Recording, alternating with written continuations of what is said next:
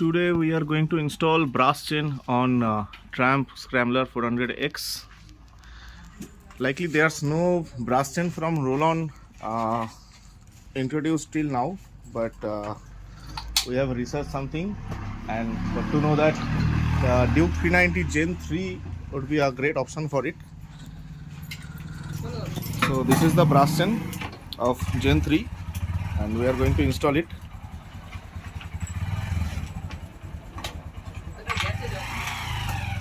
Let's see how it works.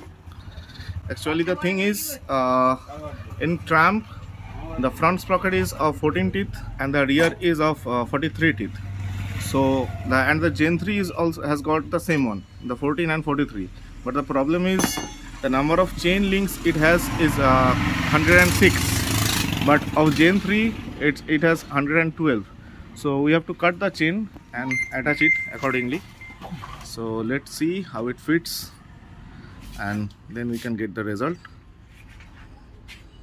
The thing is that this is the sprocket of 390 and this is of the Triumph. The problem is creating here. It's not going inside, so you have to take it to the lathe and grind it properly to get it inserted. And the front sprocket has set properly. The front sprocket has set properly. The problem is coming only on the rear sprocket. So now we have to go to the lathe.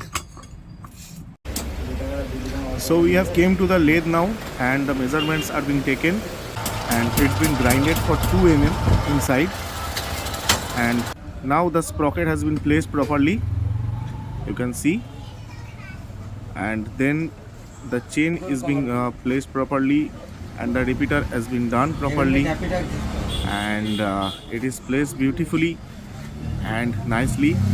There's no lag in the chain measurements, so it is placed properly and here is the result. You can see it looks awesome and the drive is being very smooth.